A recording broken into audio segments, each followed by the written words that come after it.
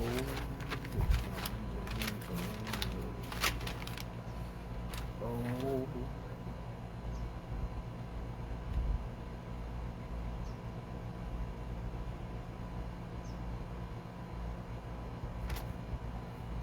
Greetings. How are you guys doing today? Excited. We got class tomorrow, so if you haven't joined yet, be sure to do so. I'll post a link after the video up above and as well as below. So excited for that. But there's some people running around a bit contentious because they don't quite understand how it works, how the system is designed. And I'll be really honest with you, it's really not as difficult as many people make it. If you understand contract law, you absolutely can prevail. And the other thing is, now you can start to navigate this sea of commerce, and you'll realize that the waters are not near as treacherous as everybody would lead you to believe. Many people try processes and fail and don't acknowledge failure as part of success. And what they really need to do is, upon failing, they need a finding of facts and conclusion of law that the alleged judge rest upon in order to make his conclusion. And very seldom do you ever hear anybody bring up that issue. And it's an issue that is relevant. People should take the time to always inquire about the finding of facts and conclusion of law that the judge may or may not have used to render his decision. And it may help you in your appeals process. Remember, in the lower court, everything that you're doing in a lower county court or district court is ultimately for the end game and goal of taking up in a court of appeals, appellate level. So everything you're doing in the lower court, even though they're overruling you and that they're ruling against you and they're making egregious errors at law, which is really a abortion of justice or a miscarriage of justice, grants you the ability to go to the appellate level and to reverse the decisions of the bad actor, and provides a place where you can find remedy in monetary damages or so on and so forth for wasting your time. The prosecutor obviously bringing frivolous claims for which relief cannot be granted. But even better than that, ladies and gentlemen, is invoking the IRS to come in and put the big demon on the little demon and just watch them squeal. And so it's important to know that under the IRC code, the Federal Reserve, Title 12, subsection 411, which is actually in the USC, there is no money, ladies and gentlemen. The illusion of money is a figment of man's imagination, or what he will or will not accept, okay? The people are the line of credit, and we find that to be true in McFadden 1932 through 62, where it was conclusively proven that the American people are in fact the creditors, okay? Who is furnishing the bond for the beneficiary's interest, okay? None of the cases are ever bonded. Then, of course, if you don't raise the issue, you waive the issue. So it's important to always compel and command them and require of them to put up a bond for no less than $1 million, $100,000, $1.5 million, wherever you really feel comfortable making them perform at.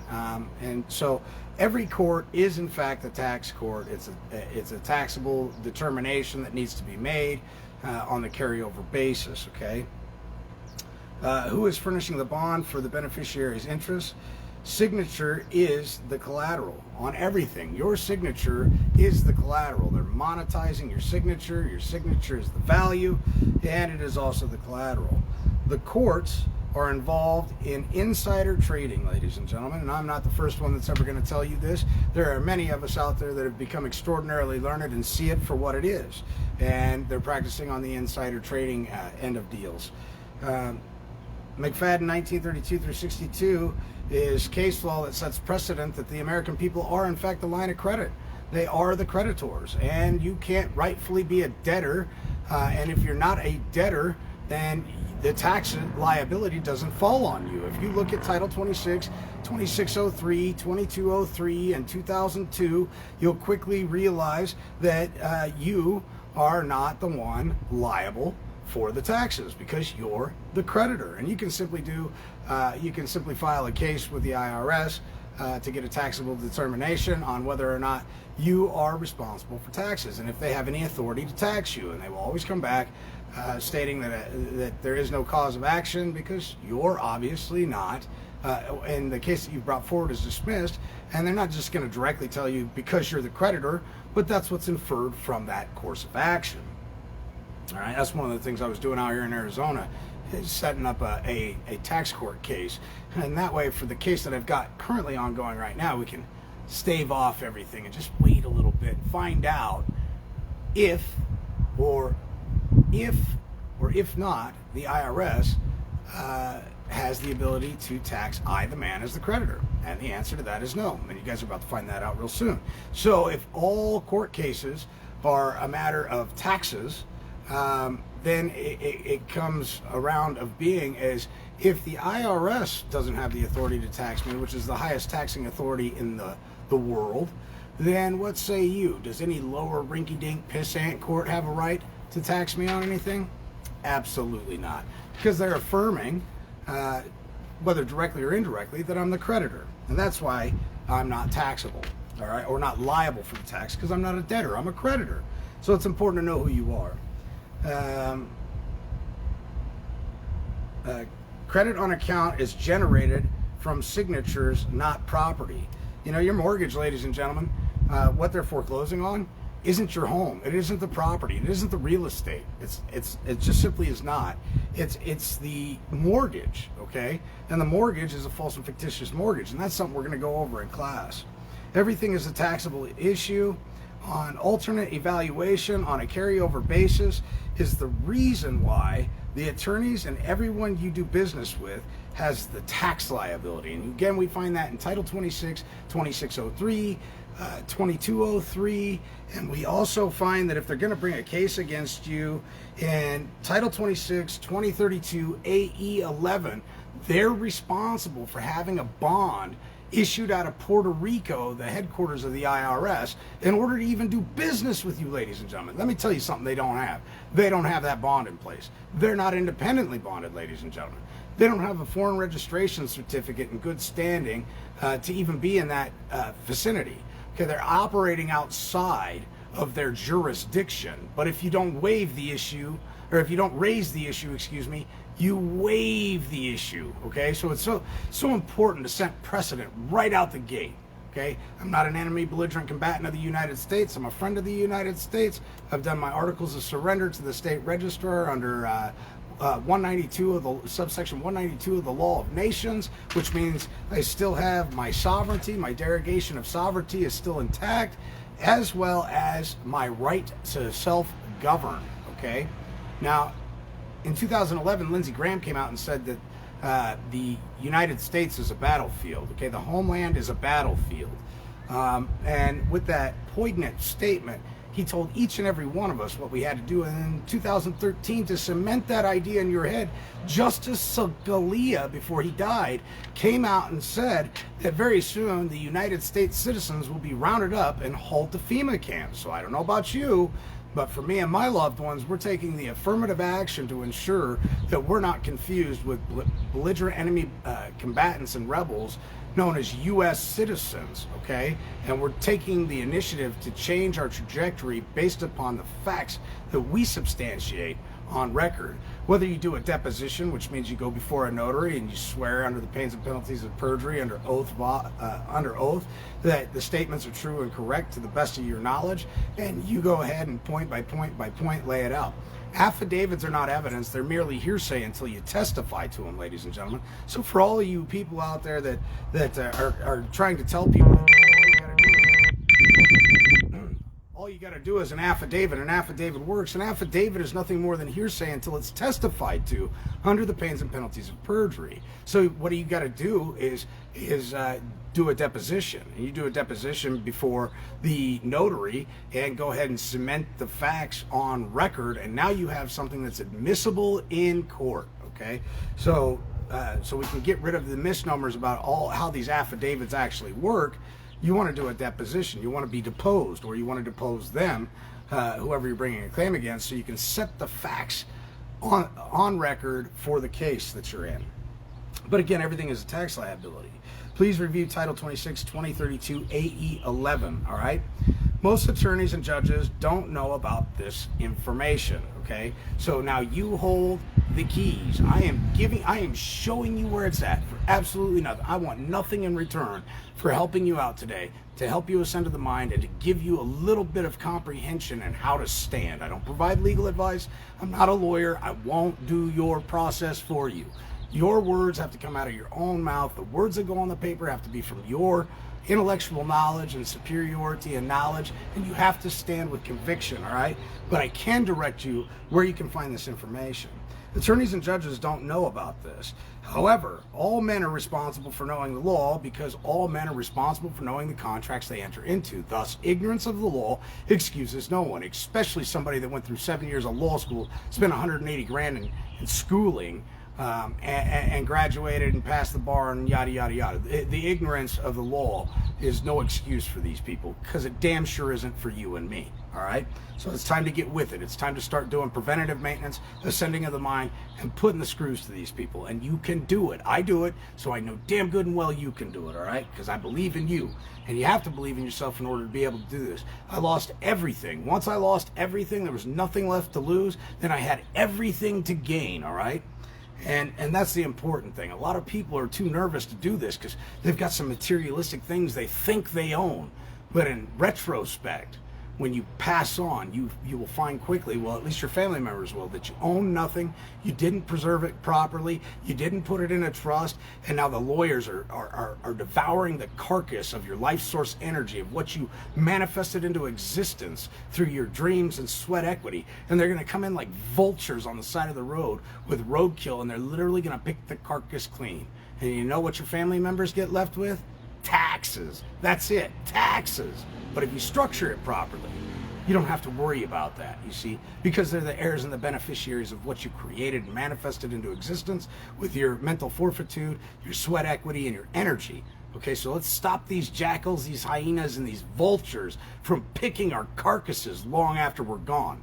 Okay, and the way we do that is by letting them know who we are and preserving everything in a trust, controlling everything and owning nothing. Remember, an owner carries liability. You don't want the liability, okay? Let the trustee handle that. Okay. Everything is a tax issue and alternate carryover basis. Please review Title 26. All right. However, all men are responsible for knowing the contracts they enter into. No man is above the law. That's very, very important. You know, I once had a judge tell me I didn't know the law, and I quickly spouted off. Thou shalt not steal, thou shalt honor thy mother and father, thou shalt not murder, maim, or rape, thou shalt not covet thy neighbor's wife, nor his earthly possessions, thou shalt have no other God above God himself, and thou shalt not bear false witness against his fellow brothers and sisters. And when I got to that point, I had made such a profound statement at that point, I simply looked at him and said, I know the law. Need I continue, or shall I digress? And he instantly stood up alongside his chair and said, this court is a constitutional court, and this court will abide by the Constitution. You want to talk about sweet music to my ears, all right? But I said that with conviction. I didn't say it weak-hearted. I know the law, okay? The law was not written for a righteous man, meaning the law of the Pharisees, Roman civil law, martial law, martial rule, rule by military forces and admiralty, does not apply to me. It doesn't apply to you. Are there some good regulations within there to live your life by? Perhaps. Most certainly. There are some things in the code that I agree with. Why? Because they're lawful as well as legal. All right? Murder, for example. 100% agree with it. All right? Murder is innately wrong, and it's positive law, and unanimously across the board, even in the Bible, the good scripture tells us that we are not to murder. It does say, however, there is a time to kill. All right, so you have to be able to make that cognitive distinction in your mind about the difference between murder with ill will, malice, and intent, and the preservation of life and a time to kill. There is a time to kill. This is just what it is. Now, I don't advocate violence, but I think it's important for you guys to be able to distinguish between the two of them. There is a time to grab your sack of rocks and stand up and hit somebody over the head that's threatening your daughter, your family, your way of life. There is a time for that, okay? And that's exactly what the Founding Fathers did. If the Founding Fathers could see us today wearing masks, running around, following provisions and policies, I think they'd have half the notion to whack us all over the head, or evict us from their great land that they tried to conquer in the name of freedom, justice, right? They definitely wouldn't be putting up with nobody trying to put a shot in them.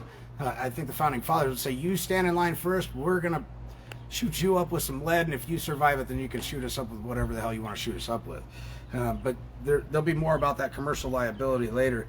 I may touch on it in class as well, because the vaccination thing is a very, very, very, very, very scary thing. Ladies and gentlemen, if any of you actually believe the government gives two shits about you, you're on crack. You're smoking some damn good shit. Because here's the fact of the matter. If they really cared about people, they wouldn't be charging $1,500 for insulin and giving you free vaccinations that they haven't even tested on rats, for fuck's sake, at Walgreens. And incentivizing it with lotto tickets, reduced speeding tickets, just all kinds of mamby-pamby shit they're throwing in there. Free hotel rooms, trips to Vegas. Are you kidding me? That's really what you're doing to incentivize people to come down and take this mRNA? That's insane. It's insane. And yet the poor people who are on insulin, they can't afford their insulin, don't have insurance, are really in a tight spot. So if they really cared about life and the preservation of life, ladies and gentlemen, the things that I speak of should be ringing through true in your mind. It's not that damn hard to figure out. They don't care about you. It's a big club. You ain't in it. All right. So what can we do?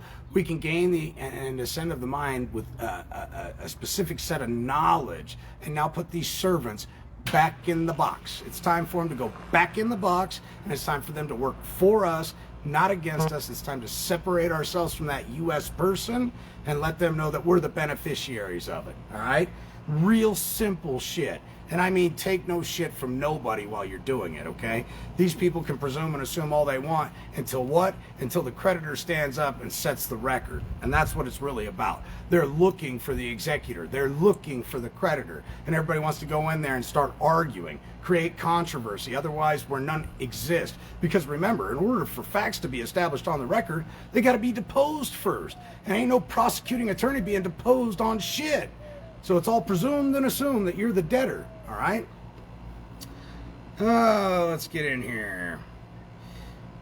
If you have a qualified heir, that makes a written application to the Secretary of State for the termination of the maximum amount. The agents bear the responsibility of the taxes for charging up the estate. Isn't that something? All right, and that's found in Title 26. They're liable for touching the estate. They're now appointed fiduciary executors carrying the liability for paying the taxes. And this is something that you're not seeing many people talk about. And Mr. Anonymous keeps drilling this into my head. Derek, sometimes you want to go to war. But I'm telling you right now, just put the big demons on the little demons and sit back and pop a bag of popcorn and grab a glass of water and sit back and enjoy the shit show, because it is funny to watch these people squirm when they're talking to the IRS trying to iron this shit out so they don't lose their home, their cars, and possibly get thrown in jail for tax evasion. All right? Bear the responsibility of the taxes for charging up the estate. Why? Because they never bonded the case. That's right, ladies and gentlemen. Because they didn't bond the case, now they're independently responsible for it. And the taxes, okay?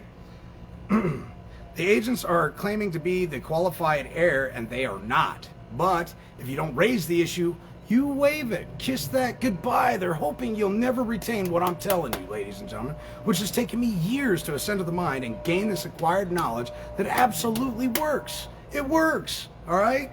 I'm not blowing smoke up your ass, expecting some unicorn to come down and shit rainbow sherbet, all right? That's not what I'm doing. I'm telling you what works, okay? Through trials and tribulations, this is the stuff that I have found that absolutely works and just sets fire to their whole reign of terror. And at the same time, you can be at peace. There's no need to be hostile. There's no need to be angry. Let the big demons take care of the little demons. The agents are claiming to be the qualified heir, and they are not. So, how do we catch them then?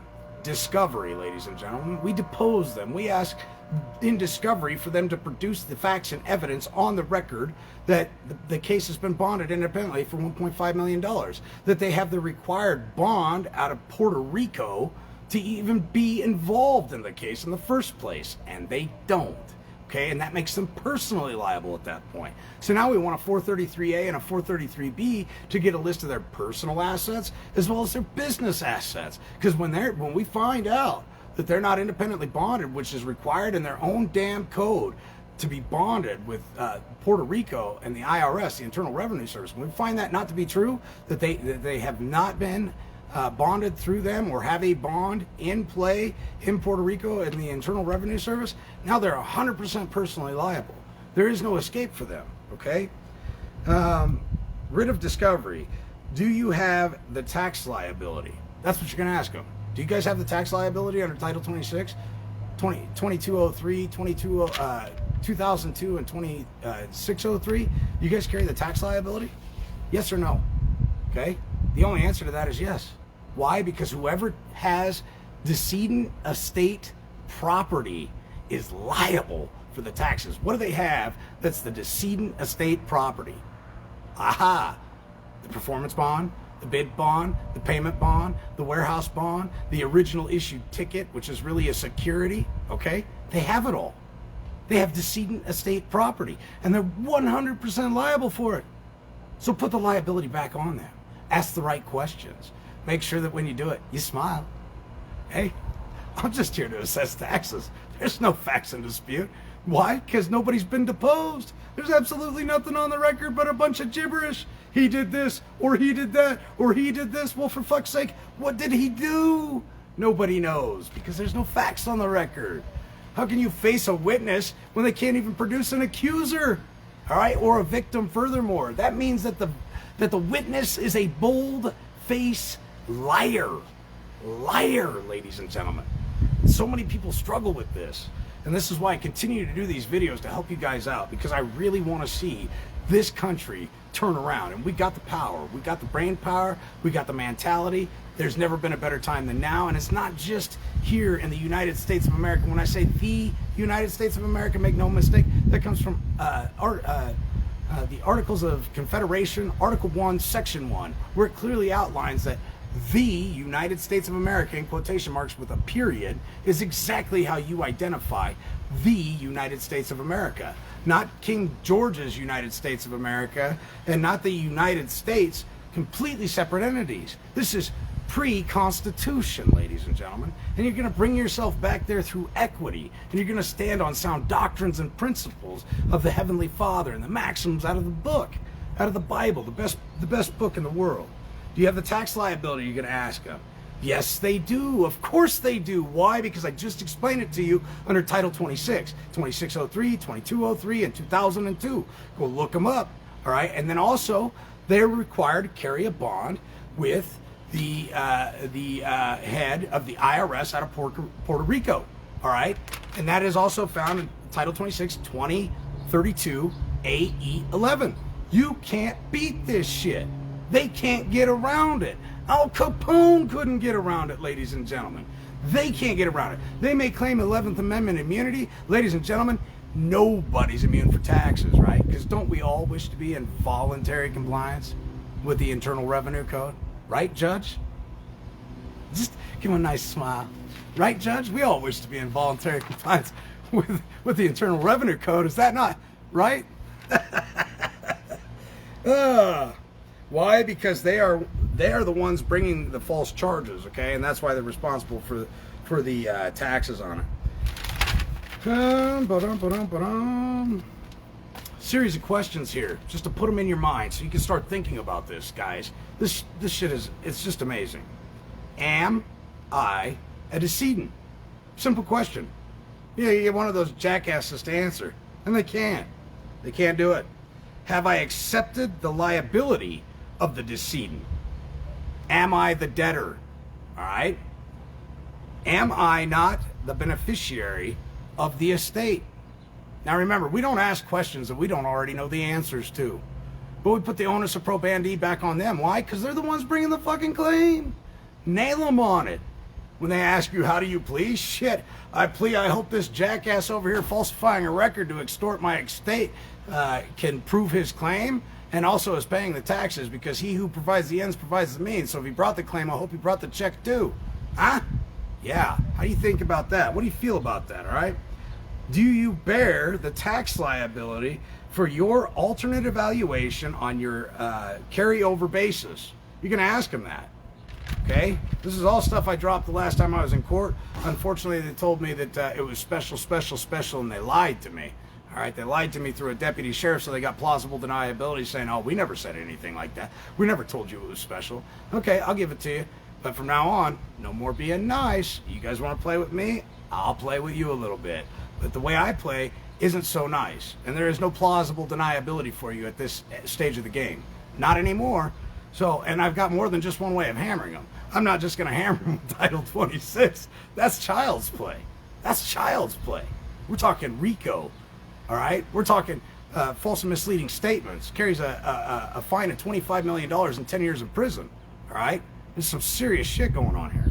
All right? We're talking the fact that none of them are currently registered with the Foreign Registration Act of 1938, amended in 1939. They have no right, rhyme, or reason for being on my soil, trying to fleece and extort me under threat, duress, and coercion. Big mistake. All right. That's where Form 56 comes in. Form 56, Form 56F, appointed fiduciary trustees, and just sit back and watch the shit show. Go ahead and grab their EIN, do a 13909, a 3949A, a 4506A, and a 211 form so you can collect after the IRS rips these people apart and finds out that in their books they've been scheming and scamming for years and not paying no damn taxes on the carryover basis of everything that they generated, while holding the liability because they have the decedent's property in their hand, in their care and custody. And that's what makes them liable. Do you bear the tax liability for the alternate evaluation on your carryover basis? Did you put up a bond for your tax liability? Did you go ahead and notify the Internal Revenue Service in Puerto Rico that you were going to put a bond up on this case? I don't think you did. I can't testify for you, so I'm not going to say you didn't. I'm just going to say I'm calling into question whether or not you follow your own rules, regulations, and procedures. And so far, I haven't been proven wrong yet, which means no, they don't carry it, all right? And you can hem them up on it. Are you making a claim on my estate? Because as you all know, you can't be the all capital letter name. I mean, you can if you want to be. If you want to be playing make-believe all day long and pretend that somehow that you're the estate and that you're the all caps name and you know not who you are, well, who am I to tell you otherwise, right? I'm not going to argue with you. If you believe that you're a name and you could be a name, then by all means be the name. I'd much rather just be the beneficiary of the estate that was manifested for my benefit because of what they did in the banking sector back in 1933, 1913, 1907, 1929, all the way back to Abe Lincoln and beyond, all right? Creating this fiat system and taking everything out of circulation that had any real substance or intrinsic value, and pumping in paper into the economy through private organizations, somehow alleging that I have an obligation to pay taxes when I am in fact the only true creditor, period. Are you making a claim on my estate? Have you given up your citizenship? Now that's not a question for you, that's a question for them. Because when they fill those offices, they're now foreign agents and agency, and that's where that question comes in, because they'll deny having to be compliant with the Foreign Registration Act of 1938. But we all know that as soon as they take office, they're no longer United States citizens. They're foreign to us. They're foreign, and they're foreigners operating on our soil. What court of law is this? Are we in admiralty? Are we in maritime? Are we in the exclusive jurisdiction of equity? Are we on the private side? Are we in the public venue? You know, you have a right to know the nature and cause. Well, they'll always tell you the cause because they're lying, looting, pandering pieces of shit. That's the cause. That's the reason. Because we make shit up as we go to fleece innocent people all day long. That's how we do it, baby. But they'll never tell you the nature. Lord have mercy. Could you imagine if they actually told you the nature of the transaction is banking? Yeah, they're not going to do that. They falsified a record to steal from you and unjustly enrich themselves. Naughty, naughty. All right. What jurisdiction? All right. So I just explained a multitude of different jurisdictions, so you want them to clarify for the record. Because how can you protect yourself if you rightfully don't know what jurisdiction this whole bullshit scheme is being operated in? Well, it's being done in admiralty, okay? Which means they believe you to be a subject, slave, or volunteer of their system, but they have no contract in place. Civil or criminal would be the next question. Is it a civil case or is it a criminal case? If it's a criminal case, I demand that you bring the injured party forward so I can provide remedy. I'm just a man here today in honor, just wishing to remain in honor. If there's a man or woman that I've caused harm, injury, damage, or loss to that I'm unaware of, I'd sure like it if they come forward today so I can make restitution, go ahead and make right with them. Oh, you can't do that? Oh, we're going to have 15 more bullshit court cases because you can't produce a victim? That means you've got no jurisdiction, silly Sally. We're done here. We're done here, almost, except for we still got to do an evaluation on the carryover basis of the taxes for you touching my estate. Ooh, you shouldn't have done that. If it is civil, appoint them all trustees of the subject matter. Why? Because under Title 18, subsection 8, all obligations are obligations of the United States. Appoint them trustees.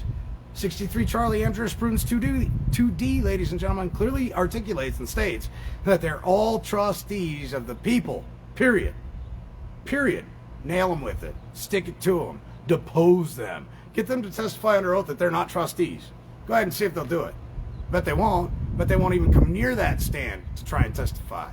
They'd rather just disappear in the night. But then it's up to you to go ahead and file the proper forms through the IRS to make sure you can remove these rat bastards from harming any more of your fellow brothers and sisters. All right? Civil or criminal, if it's civil, appoint them trustees of the subject matter. Are you in breach of contract for failure to bond this case? Ladies and gentlemen, that's an important question. If you didn't bond the case, are you technically in breach of contract, yes or no? Always ask yes or no questions.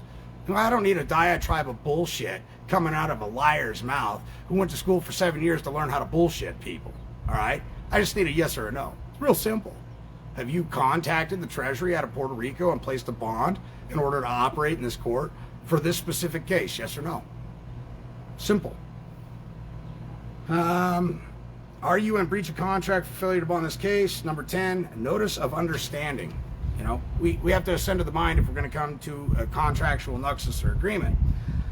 I accept conditionally under proof of claim, Title 26, 2041, 2038, 2514. Again, that's Title 26, Sections 2041, 2038, and 2514. All right, this is all on the commercial side, ladies and gentlemen. I'm not talking about the exclusive jurisdiction of equity today. I find that it's best to be well-rounded in all realms so you can maneuver, all right? You don't learn jiu-jitsu in the middle of a bar fight. You learn jiu-jitsu so if you ever end up in the middle of a bar fight, you can fend for yourself, all right? So the people that are coming to me going, I got court tomorrow, Dirk, what do I do? Pretty pink knee pads at Home Depot, ruby red lipstick, wear a dress without panties. If you're a guy, walk in there, wear a kilt, and just bend over and go, could you take it easy on me this time, please? Okay? That's the reality of it if you're calling me a day before you got court. Okay? Because all of this needs to be handled.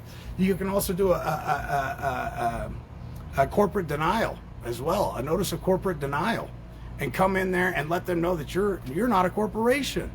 You know, if the judge enters a plea for the estate and he says not guilty, you ask him, you accept his determination of not guilty, and you ask him if it's judicial or if it's administrative decision that he just made on behalf of the estate. You know, far be it from me to argue with an idiot. I just need to know if there was a judicial determination or an administrative determination. I agree. The estate more than likely is not guilty, but that still doesn't abscond from the tax liability on the carryover basis for you guys generating these securities and bonds under my good name without full disclosure. I'm just the beneficiary here. I just want to see that everybody gets paid. Let's make sure chip top shape, everything runs smooth and looks great, right? Under the Power of Appointment Act of 1951, you can appoint all of them trustees, okay? And also sections 406, 407 of the Uniform Trust Code, all right? I'm going to mention that again. Under the Power of Appointment Act of 1951, you can appoint anybody a trustee. You can do it orally, you can do it in written form, you could use a Form 56F, you could use a Form 56. You could also invoke sections 406 and 407 of the Uniform Trust Code, appoint them all as trustees, judges, clerks, prosecutors, anybody involved, anybody that sets the case, and boom, be like Oprah Winfrey, and you're a trustee, and you're a trustee, and just let it ring off your tongue, and just watch their eyeballs damn near pop out of their head as their assholes suck the air out of the room, because that's how powerful this information is that I'm giving you, all right? They will attempt to play dumb. All right? Don't buy into their bullshit. They're good at playing stupid. Looking at the wall like, I just don't know what he's talking about there, Judge. You better figure it out, Scooter, because jail is not going to be fun for you guys. As soon as somebody recognizes your sweet ass in prison, they ain't even going to ask if you want your cornbread. They're going to take your damn cornbread. You ain't going to get no cornbread. You probably ain't going to get no Snickers bar either. All right? You just be careful over there, lying, looting, pandering lawyer, when your ass ends up behind bars, because them boys going to love you. They will love you. So, they will attempt to play dumb, remind them that ignorance of the law excuses no one and that no one is immune from taxes. You might claim to have 11th Amendment qualified immunity, but I promise you, sweet ass, that you are not impervious from the IRS. There is no sanctuary for what you're doing, unjustly enriching yourself and touching decedent estate property and not paying the taxes on it. The capital gains tax must be paid by them. They are trespassing on your estate. Remember that. Everything manifests from your estate. Why? Because you're the creditor. Every other corporation is insolvent. So you can also ask them if they're solvent and to make them prove that they're solvent. Okay? And they're not. If it goes any further than that, they are trespassing on your estate. Why they ask if you understand, they are attempting to make you liable for the taxes. You never understand a damn thing, ladies and gentlemen. It's wordplay, it's trickery. You never understand anything, okay?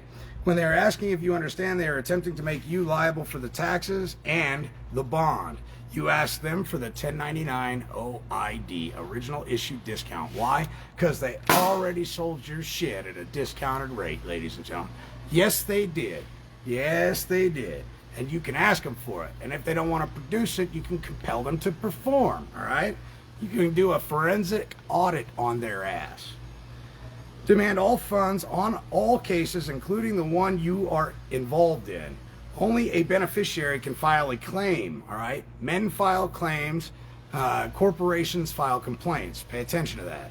I am the executor. I am also the beneficiary. I can wear multiple hats, and I can play in the private realm as well as the public realm. They're envious of me because they can't do it, all right? But they're trying. UCC1 is the claim. A maritime lien is a secret lien. So, with that said, I'm going to go ahead and drop off the map here. Look forward to seeing you guys in class tomorrow. If you haven't signed up yet, I'll post it in here. This is kind of some of the hard-hitting information that I give and do in classes. Of course, in class, there's a slide presentation through PowerPoint. We really hammer home on the processes and what to say and what to prepare yourself for if the judge gets out of line, how to pimp slap them. You know, and sometimes you got to get the baby powder out. I'm not going to bullshit you. Sometimes you got to dust your hand a little bit and backhand them like your mama used to when you was being a shit ass in the back of the car trying to go to Disneyland or something, you know? You know, you ever have your old man say, don't make me turn this car around, Mom, turn around. Yeah, that's what you do to a judge, all right? It's that simple. And you spank them with the IRS. And you don't have to be a dickhead about it. You don't have to be rude and unruly. In fact, you can do it all with a smile. You do it all with a smile.